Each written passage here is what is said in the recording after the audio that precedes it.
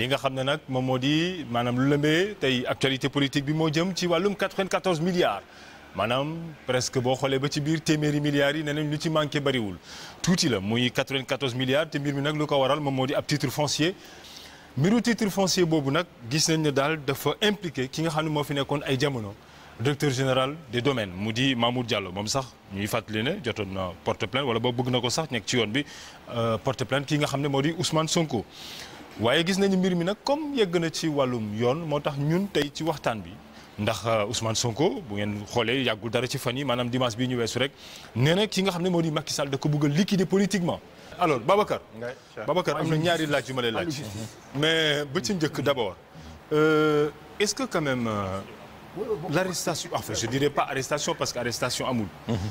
yegguñu foofu kon mun naa bañal gum laajagum loolu mais est-ce que Ousmane Sonko fait bien quand même d'être tout le temps au devant de l'actualité. Ah Cheikh mais Cheikh man j'ai que peur hein, pour ce qui va se passer. J'ai quand même peur tey sax du ma nekk analyste. da ngay tontu sama laaj bi ma la bëggul laaj quoi. non je vais être un donneur d'alerte Cheikh. sama laaj bi ma la bëggul laaj nga may tontu quoi. non parce que Cheikh entre nous. waaw li ma dégg ci plateau bi tey damay wax de sérieusement. bien sûr man du wax lu ma gëmul. li ma dégg ci plateau bi tey li ma dégg avant Sonko il a raison d'avoir peur man je peux te dire aujourd'hui que ñii si liquider Sonko la ñu nekk politiquement. Je serai pas surpris demain bu ñu ko tëjul it ñu empêcher ko mu dem élection en 2024 ça je peux le dire à partir d'aujourd'hui après avoir écouté ñi nga xam ne yépp ñu ngi argumenté te ma njortu ni seen argumentation fi mu jëm mooy Assemblée nationale daal di setal Mamour Diallo plénière vendredi Mamour Diallo à partir de cette caution bi muy am législative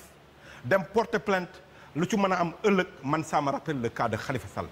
ça on peut le dire aujourd'hui ñii si dynamique gu liquider politiquement Sonko lañ nekk parce que gis nga Khalifa Sall en mars le 7 mars précisément 2017 dañu koy tëj je me rappelle il y a un ministre de la République bi Macky Sall di dem Fouta en tout cas dans le nord du pays après quelques jours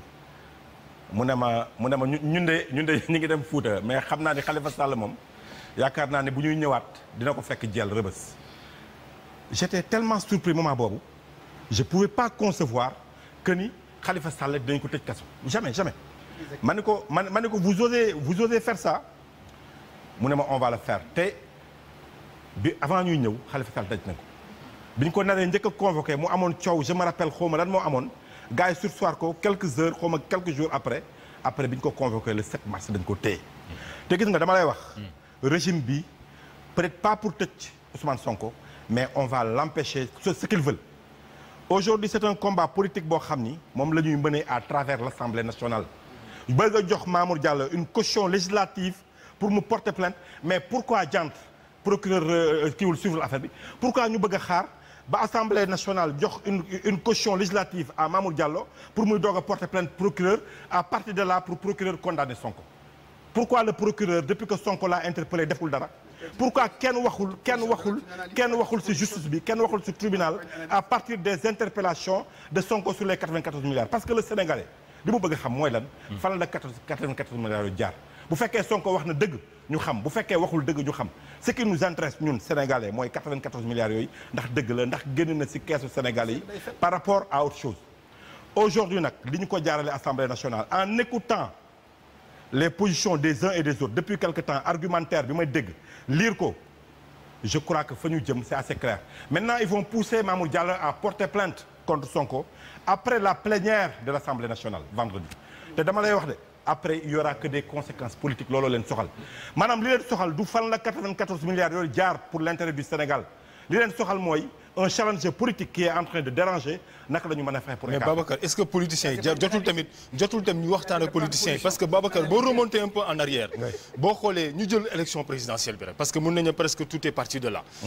boo xoolee présidentielle bi Macky Sall a été maanaam soutenu ko lu am doole peut-être vers Fatick bu la nee Kaolack vraiment dans le nord du pays. Ousmane Sonko a été soutenu quand même très fort dans le sud du pays. Idrissa Seck a engrangé quand même le Kayor et le Bawol. Mais est-ce que aussi tey jarul ñu jotul ñu waxtaanee politique yi parce que aussi li nga xamante ne ñu ngi koy def day gën a diviser aussi le Sénégal te loolu tamit c'est pas bon. non dama lay wax par rapport à ce qui se passe au niveau de la réconciliation xam nga après chaque élection. parce que ñu ngi woote dialogue ñu ngi woote réconciliation yu bëree bëri mais instant lu am ni je crois que ça jette tout à l'eau.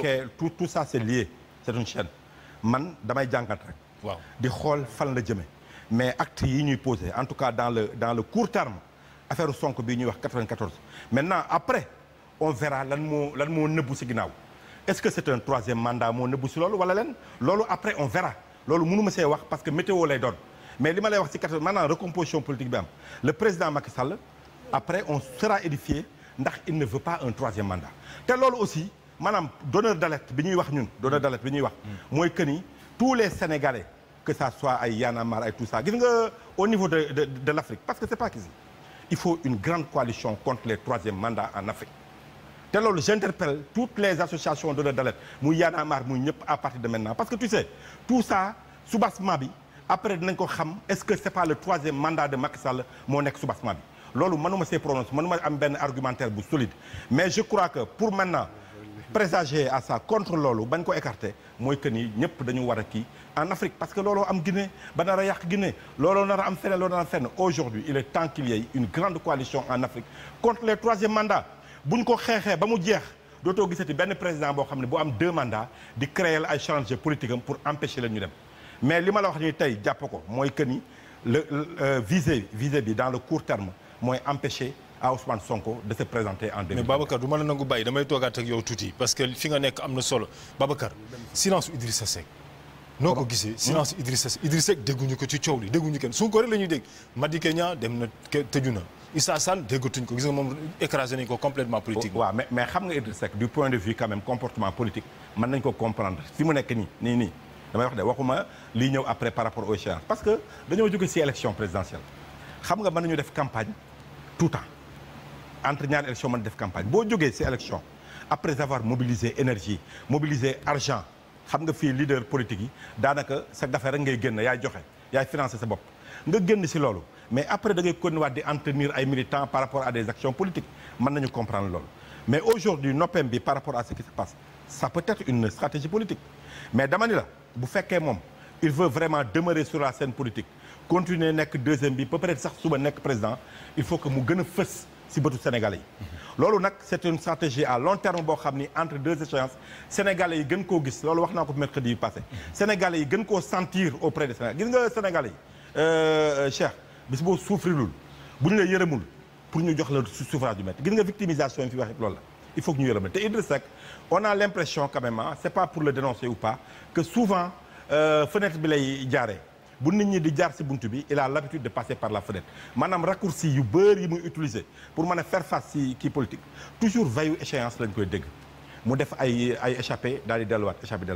mais je crois que s'il a des ambitions pour 2024 en tout cas wala pour les législatives à venir c'est dès maintenant qu'on doit l'entendre mu am ay actions solides du point de vue politique pour que ëllëg Sénégalais yi gën koo ràññee quoi. jërëjëf Babacar alors Babacar.